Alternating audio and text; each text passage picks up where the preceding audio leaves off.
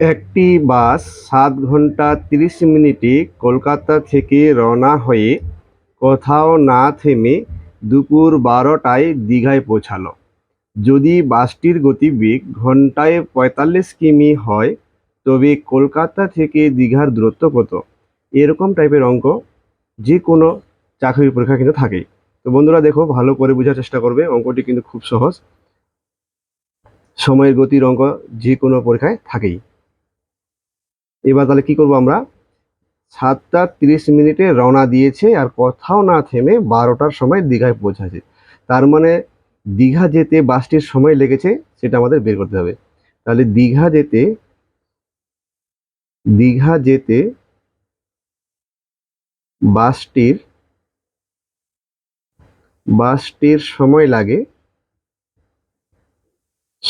লাগে সেটা আমরা কি করবো? মাইনাস করে দেবো 12টা থেকে 7টা 30 মিনিট। তাহলে 12টা থেকে 7টা 30 মিনিট আমরা মাইনাস করে দেব।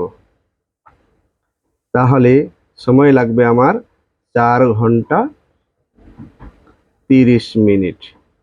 এবার 4 ঘন্টা 30 মিনিট মানে টোটাল কত মিনিট? তাহলে আমরা সবাই জানি যে ঘন্টা মানে হচ্ছে 60 মিনিট প্লাস 30 মিনিট।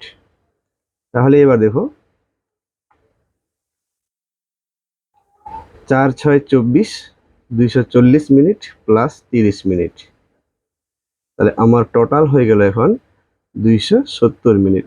তাহলে কলকাতা থেকে দীঘা যেতে সময় লাগে কত?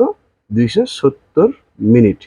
এবার এখানে বলছে দীঘার দূরত্ব বের করতে, তাই আগে আমরা লিখব মিনিট বা সময় লিখতে পারি, ব্র্যাকেটে মিনিট দিতে পারি। তৈরাসি নিয়মে করতে হবে এইগুলো অঙ্ক। সময় আর একদিকে দূরত্বটা কিমিতে দিতে পারি, কারণ কিমি আছে। তাহলে দেখো 60 মিনিটে যা এখানে লেখা আছে যে বাসটির গতিবেগ ঘন্টায় 45 কিমি, তার মানে 60 মিনিটে বাসটি 45 কিমি যায়, 45 কিমি। তাহলে 270 মিনিটে বাসটি কত দূর যাবে? এখানে কোশ্চিন মার্ক। তাহলে সময় আর দূরত্বের সরল সম্পর্ক, তাই আমি লিখতে পারি নির্ণয় দূরত্ব সমান সমান 45, সরল সম্পর্ক যেহেতু তাই এই দুটোকে উল্টে দিতে হবে। তাহলে 270টা উপরে আর 6টা নিচে, এত কিমি। 60, 6 না 60। এবার 0 0 আমি কেটে দিলাম, তাহলে 3 2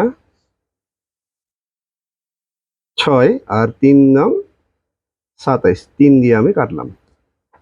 এবার এটা গুণ করব আর এটা দিয়ে ভাগ করে দেব। তাহলে 9 5 45-এর 5, হাতে থাকলো 4, 9 4 36, আর এখানে 5 9 50-এর 5, হাতে 4, 4 9 36, আর 4 হচ্ছে 40, ডিভাইডেড বাই 2 কিমি। এবার 2 দিয়ে ভাগ করা মানে উপরের অর্ধেক নিয়ে নিলেই হবে। তাহলে 405-এর অর্ধেক হচ্ছে 202.5 কিমি। তাহলে আমার অ্যান্সার হয়ে গেল কত? 202.5 কিমি। তাহলে আমি বলতে পারবো দীঘার দূরত্ব হচ্ছে 202.5 কিমি। তো বন্ধুরা, অঙ্কটি কেমন লাগলো? ভালো লাগলে অবশ্যই লাইক করবে আর চ্যানেলটিকে সাবস্ক্রাইব করতে ভুলবেন না। ধন্যবাদ।